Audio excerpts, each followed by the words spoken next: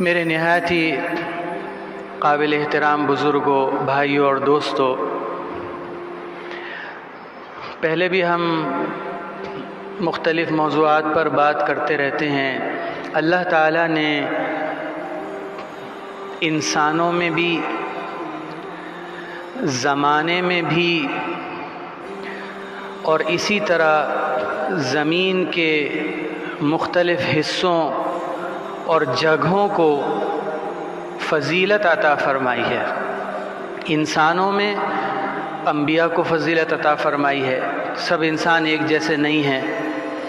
انبیاء میں پھر بعض انبیاء کو اور زیادہ فضیلت عطا فرمائی ہے، پھر ان انبیاء میں آپ صلی اللہ علیہ وسلم کو سب کا سردار اور سب سے زیادہ افضل قرار دیا ہے۔ اسی طرح دنیا میں پوری دنیا اللہ تعالیٰ نے بنائی ہے، لیکن اللہ تعالیٰ نے زمین کے بعض حصوں کو فضیلت عطا فرمائی۔ اللہ تعالیٰ نے زمین کے بعض ٹکڑوں کو بہت زیادہ بابرکت بنایا۔ وہ فضیلت ہمارے علاقے کو حاصل نہیں ہے، ہماری زمین کو حاصل نہیں ہے، ہمارے صوبے اور ہمارے شہر کو حاصل نہیں ہے، جیسے اللہ تعالیٰ نے اس دنیا میں بعض مقامات کو، بعض شہروں کو، بعض علاقوں کو بڑی فضیلت عطا فرمائی۔ قبرستان ساری دنیا میں ہیں، لیکن بعض ایسے قبرستان ہیں کہ جن کو اللہ تعالیٰ نے بہت فضیلت عطا فرمائی۔ اسی طرح سال کے مہینے 12 مہینے ہیں، لیکن ان مہینوں میں پھر کسی مہینے کو اللہ تعالیٰ نے بہت زیادہ فضیلت عطا فرمائی۔ اسی طرح سال کے 365 دن ہیں، ان دنوں میں اللہ تعالیٰ نے کسی دن کو بہت زیادہ فضیلت عطا فرمائی۔ تو انہی دنوں میں سے یہ 10 محرم کا دن ہے۔ بدقسمتی سے میں یہ کہنا چاہتا ہوں کہ ہم یہاں یہ نیت کر کے آیا کریں کہ ہم دین سیکھنے کی نیت سے آتے ہیں۔ جمعے کی نماز تو بعد میں ہوگی، جمعے کی نماز تو 1:45 2 بجے ہوگی۔ اس وقت جو ہم یہاں مسجد میں آتے ہیں تو ہمیں اپنی نیت یہ کر کے آنی چاہیے کہ ہم دین کی کوئی نہ کوئی بات، کوئی نہ کوئی تعلیمات سیکھنے کے لیے جا رہے ہیں۔ اب میں آپ سے یہ کہنا چاہتا ہوں کہ آپ کو معلوم ہے، ابھی ہم باہر چلے جائیں، کسی ریسٹورنٹ پہ جا کے بیٹھ جائیں، کسی ہوٹل پہ جا کے بیٹھ جائیں، کسی مجلس میں جا کے بیٹھ جائیں، کسی جگہ کچھ لوگ بیٹھے ہوئے ہوں، گپ شپ کر رہے ہوں، وہاں ان کے پاس جا کے بیٹھ جائیں اور ان سے پوچھیں کہ یہ 10 محرم کیا ہے، تو آپ میں سے اکثر کو پتہ ہے کہ کیا جواب ہوگا ان کا۔ ہماری چونکہ دین کی بنیادی معلومات بہت ناقص ہیں، بہت کم ہیں، اس لیے ہمیں خود دین کے اہم مسائل کا، معلومات کا علم ہی نہیں ہوتا۔ ہمارے ہاں آپ اگر کسی سے بھی پوچھیں گے تو وہ آپ کو یہ جواب دے گا کہ اس دن کی فضیلت اس لیے ہے کہ اس دن حضرت حسین رضی اللہ عنہ کو شہید کیا گیا۔ ایسے ہی ہے نا، باہر ہم لوگوں سے جا کے پوچھیں تو وہ آپ کو یہ جواب دیں گے کہ 10 محرم کو کیوں چھٹی ہوتی ہے، 10 محرم کو خصوصی فضیلت کیوں حاصل ہے، 10 محرم کا اتنا شور شرابہ کیوں ہوتا ہے کہ حضرت حسین کو قتل کیا گیا، شہید کیا گیا، جبکہ ایسا نہیں ہے۔ یہ 10 محرم کا دن جس کو عاشوراء کہا جاتا ہے، یہ تو رہتی دنیا سے ایک حدیث میں آتا ہے کہ آپ صلی اللہ علیہ وسلم جب مدینہ آئے تو آپ نے دیکھا کہ یہود اس دن کو بہت زیادہ فضیلت اور بہت زیادہ احترام سے مناتے ہیں، روزہ رکھتے ہیں۔ تو آپ نے پوچھا کہ ایسا کیوں ہے؟ تو لوگوں نے فرمایا کہ ھذا یوم صالح، ھذا یوم نجى اللہ فیہ موسیٰ علیہ السلام۔ یہ وہ دن ہے کہ جس دن اللہ تعالیٰ نے حضرت موسیٰ علیہ السلام کو فرعون سے نجات عطا فرمائی، فرعون کو سمندر میں غرق فرمایا، تو یہ اس لیے یہود اس دن کی بہت زیادہ تعظیم کرتے ہیں، احترام کرتے ہیں، اس دن کا بہت زیادہ اکرام کرتے ہیں، روزہ رکھتے ہیں۔ تو آپ صلی اللہ علیہ وسلم نے فرمایا کہ انا احق بموسیٰ منکم، کہ جب حضرت موسیٰ علیہ السلام کی وجہ سے یہ لوگ روزہ رکھتے ہیں تو ہم بھی روزہ رکھیں گے، ہمارا حق زیادہ بنتا ہے، ہمارا تعلق حضرت موسیٰ سے زیادہ ہے، ہم حضرت موسیٰ کی اتباع زیادہ کرتے ہیں تو ہم بھی روزہ رکھیں گے۔ تو یہ اس کی ایک تاریخ ہے۔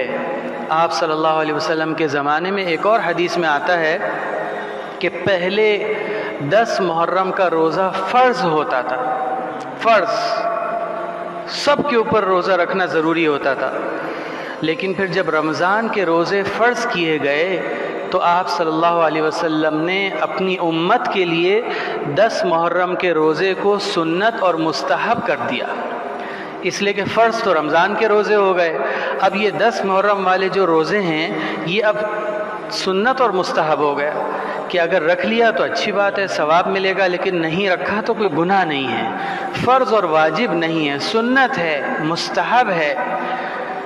تو میرے عزیزوں اور دوستو، یہ 10 محرم کی تاریخ ایک پرانی تاریخ ہے، اور اس کی فضیلت کی وجوہ تلاش کرنا، اسباب تلاش کرنا، اس کی ضرورت نہیں ہے۔ اس کی فضیلت کی وجوہ اور اسباب تلاش کرنا، اس کی نہ ہمیں یہ ہمارے اوپر ضروری قرار دیا گیا، نہ فرض قرار دیا گیا، نہ واجب قرار دیا گیا، بس ہمیں تو اتنا معلوم ہے کہ اس دن میں ہمیں وہ سب کام کرنے چاہیے جو آپ صلی اللہ علیہ وسلم نے ہمیں کرنے کا حکم دیا ہے۔ آپ صلی اللہ علیہ وسلم نے ہمیں کرنے کا حکم دیا ہے۔ ہمارا پیارا نبی ہم سے اتنی محبت کرتا تھا، اتنی محبت کرتا تھا۔ ایک حدیث میں آتا ہے عن عائشہ رضی اللہ تعالی عنہا انہا قالت لما رأيت من رسول اللہ صلی اللہ علیہ وسلم طیب نفس قلت له یا رسول اللہ ادعو اللہ لی، میں جب آپ صلی اللہ علیہ وسلم کو بہت اچھے موڈ میں دیکھتی تھی تو میں آپ سے کہتی تھی کہ اے اللہ کے رسول میرے لیے دعا کر دیجئے، نبی میرے لیے دعا کرے گا، اس سے بڑی میرے لیے سعادت کیا ہوگی؟ تو آپ صلی اللہ علیہ وسلم فرماتے تھے فقال رسول اللہ صلی اللہ علیہ وسلم اللہم اغفر لعائشہ ما تقدم من ذنبها وما تأخر ما اسرت وما اعلنت، اے اللہ عائشہ کے سارے گناہ معاف فرما دے، عائشہ کے اس نے پہلے کیے، بعد میں کیے، غلطی سے کیے، جان بوجھ کر کیے، چھپ کر کیے، ظاہری طور پر کیے، سب گناہوں کو معاف فرما دے۔ فضحكت عائشہ رضی اللہ تعالی عنہا حتی مال رأسها فی حجرها من الضحك، حضرت عائشہ رضی اللہ تعالی عنہا اتنی خوش ہوئیں اس دعا سے، اتنی خوش ہوئیں کہ ان کا سر اپنی گود میں گر گیا، خوشی سے بے قابو ہونے کی وجہ سے۔ آدمی جب بہت زیادہ ہنستا ہے تو وہ سیدھا نہیں بیٹھا رہتا، کبھی ادھر گرے گا، کبھی ادھر گرے گا، اپنے کنٹرول میں نہیں ہوتا۔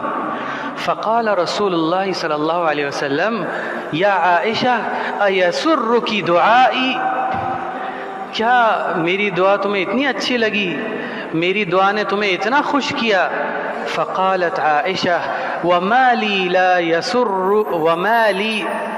لا یسرنی دعاؤک، آپ میرے لیے دعا کریں اور مجھے اچھا نہ لگے، مجھے اس پہ خوشی نہ ہو، ایسا کیسے ہو سکتا ہے؟ اصل مقصد یہ آخری جملہ ہے۔ آپ صلی اللہ علیہ وسلم نے کیا کہا؟ واللہ انہا لدعائی لامتی فی کل صلاۃ، اے عائشہ میری یہ دعا اپنی امت کے لیے ہر نماز میں ہوتی ہے۔ تمہارے لیے میں نے ایک دفعہ دعا کی، تم اس پہ اتنا خوش ہوئیں، میں یہی دعا اپنی امت کے لیے ہر نماز میں کرتا ہوں۔ یہ نبی ہم سے اتنی محبت کرتا تھا، ہمارے نبی ہم سے اتنی محبت کرتے تھے۔ تو ایک آدمی آپ سے اتنی محبت کرتا ہو، انسان کتنا بھی سخت دل ہو، کتنا بھی بے مروت ہو، لیکن اس کا دل کچھ نہ کچھ نرم ہو جاتا ہے کہ یہ میرا اتنا خیال رکھتا ہے، میرے سے اتنی محبت کرتا ہے، تو مجھے بھی جواب میں کچھ اس کا خیال کرنا چاہیے۔ تو ہمیں آپ صلی اللہ علیہ وسلم کی اتباع کرنی چاہیے۔ کتنی کرتے ہیں وہ ہم سب کو معلوم ہے۔ کل کا دن ہم میں سے ہر آدمی اٹھا کر دیکھ لے، صبح سے لے کر رات تک کل جو پورا دن گزارا اس پہ غور کر لے کہ کس نے اپنے نبی کے حکموں کو توڑا، کتنے ایسے کام کیے کہ جس کی وجہ سے اپنے نبی کو ناراض کیا۔ اور قیامت کے دن جب میرے نبی میرے سامنے آئیں گے تو میں کس منہ سے ان کا سامنا کروں گا کہ میں اپنی زندگی میں، دنیا میں کیسے سر عام آپ کے حکموں کو توڑتا تھا، آپ کی مرضی اور آپ کے بتائے ہوئے طریقوں کے خلاف کرتا تھا۔ خیر، خلاصہ یہ ہے کہ ہمیں تو 10 محرم کے حوالے سے یہ جاننا چاہیے اور یہ کوشش کرنی چاہیے کہ ہر وہ کام جو آپ صلی اللہ علیہ وسلم نے 10 محرم کو کیا ہم وہ کریں، ہر وہ کام جو سنت ہے وہ کریں، اور اس کے علاوہ جو کچھ خرافات، جو کچھ الٹی سیدھی چیزیں ہمارے اس معاشرے میں، ہمارے ان علاقوں اور ملکوں میں رائج ہو چکی ہیں، ان سے اپنی برات کا اظہار کریں۔ میں نے آپ سے کہا کہ صرف روزہ رکھنا ثابت ہے، صرف روزہ رکھنا ثابت ہے، اس کے علاوہ کوئی چیز ثابت نہیں ہے۔ حضرت حسین رضی اللہ عنہ، ان کا مقام، ان کا مرتبہ، اس سے کون مسلمان انکار کر سکتا ہے؟ آپ صلی اللہ علیہ وسلم کے اہل بیت، ان کے اپنے گھر، اور پھر گھر کے اندر بھی اپنے نواسے، اپنے خون، اپنے بالکل قریبی رشتہ دار ہونے کی حیثیت سے ان کی فضیلت، ان کا مرتبہ، ان کا احترام، اس سے کون انکار کر سکتا ہے؟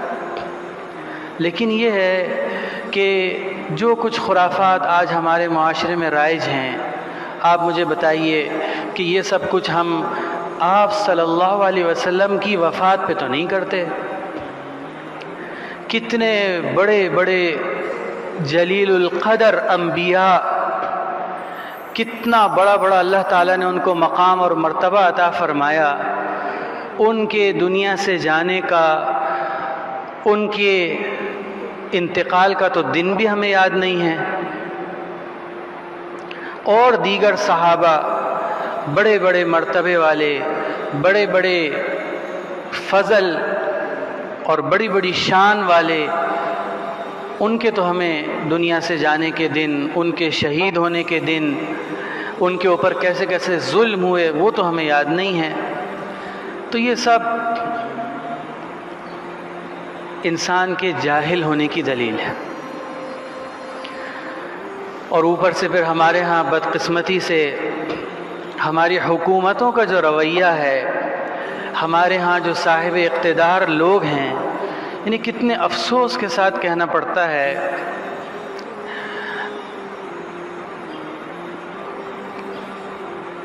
ایک حدیث میں آتا ہے کہ آپ صلی اللہ علیہ وسلم نے فرمایا کہ ان بنی اسرائیل افترقت على 71 شعبة وتفترق امتی على 72 شعبة او كما قال رسول اللہ صلی اللہ علیہ وسلم۔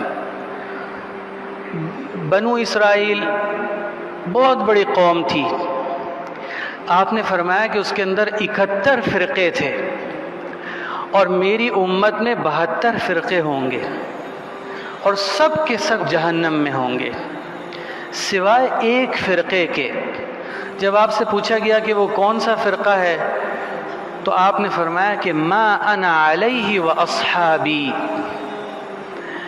کہ جو میرے اور میرے صحابہ کے بتائے ہوئے مذہب اور طریقے پر ہوں گے. اور ان کو ہماری آج کل کی دنیا میں اور اصطلاح میں کہا جاتا ہے اہل السنہ والجماعہ، اہل السنہ والجماعہ. اور دنیا میں الحمدللہ مسلمانوں کی 90% اکثریت اہل السنہ والجماعہ ہے. اس ملک میں بھی ایسا ہی ہے.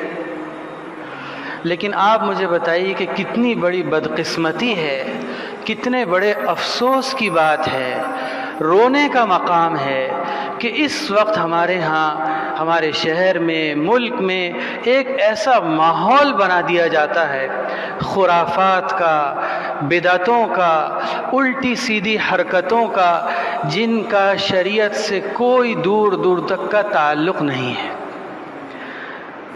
اور ان کو ہمارے اوپر مسلط کر دیا جاتا ہے. ایسے ایسے علاقے ہیں کراچی میں، آپ جانتے ہیں، مجھ سے زیادہ جانتے ہوں گے، کہ جہاں ایسا ماحول ہوتا ہے کہ جیسے کہ آپ کسی اہل سنت ملک یا علاقے میں نہیں رہتے، بلکہ آپ شاید کسی اور مسلک اور فرقے کے علاقے میں آ گئے. کاروبار بند، دکانیں بند، ہر طرح کی سرگرمی بند، زندگی کا پہیہ بالکل بند. ایسا فعل اور ایسا عمل کرنے کے لیے کہ جس کا شریعت اور دین سے، ہمارے نبی کی تعلیمات سے کوئی تعلق نہیں. اور اس پر اور زیادہ افسوس کی بات یہ ہے کہ ہم میں سے بہت سارے ناسمجھ لوگ دین کی بنیادی تعلیمات نہ ہونے کی وجہ سے کسی نہ کسی درجے میں اس میں شامل ہو جاتے ہیں، اس کو ثواب کا کام سمجھتے ہوئے. حدیث میں آتا ہے لیس منا من ضرب الخدود وشق الجیوب ودعا بدعوى الجاہلیہ. حضرت حسین رضی اللہ عنہ، میں نے آپ سے کہا کہ ان کے تو مقام اور مرتبے سے کسی کو انکار نہیں ہے. ایک عام انسان کے مرنے پر، ایک عام انسان کے دنیا سے جانے پر بھی افسوس کرنا، اپنے آپ کو مارنا، اپنے کپڑے پھاڑنا، اس سے آپ صلی اللہ علیہ وسلم نے منع فرمایا ہے، سختی سے منع فرمایا ہے. ایک اور حدیث میں آتا ہے کہ اس سے میت کو تکلیف ہوتی ہے، اس سے میت کو اذیت پہنچتی ہے، اس سے میت کو اپنی قبر میں تکلیف پہنچتی ہے. اور ہم ایک عام میت نہیں، ہم حضرت حسین رضی اللہ عنہ کے ساتھ اپنی عقیدت اور اپنے تعلق کا اظہار کرنے کے بجائے ان کو تکلیف دیتے ہیں. میں یہ سمجھتا ہوں کہ اور تو ہمارے اختیار میں کچھ ہے یا نہیں ہے. میں نے جیسے آپ سے کہا کہ سب سے پہلے تو دین کی بنیادی تعلیمات سیکھنے کی ہم میں سے ہر ایک کو کوشش کرنی چاہیے. کیوں مجھے معلوم نہیں ہے.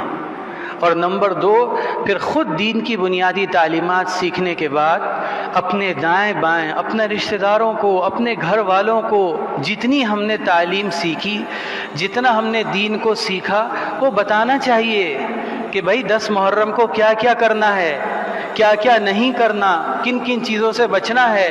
ناسمجھی میں اور بیوقوفی میں، کم علمی کی وجہ سے ایسی خرافات میں، ایسی بری چیزوں میں ہم مبتلا نہ ہو جائیں، ایسے غلط کام ہم نہ کر لیں کہ جو ہماری آخرت اور ہماری عاقبت کو خراب کر دے.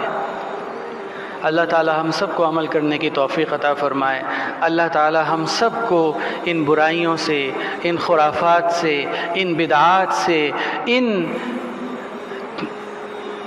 ایسی چیزوں سے کہ جن کا تعلق نہ ہمارے دین سے ہے، نہ ہماری شریعت سے ہے، نہ ہمارے پیارے نبی کی تعلیمات سے ہے، ان سب سے ہمیں بچنے کی توفیق عطا فرمائے. وآخر دعوانا الحمدللہ رب العالمین.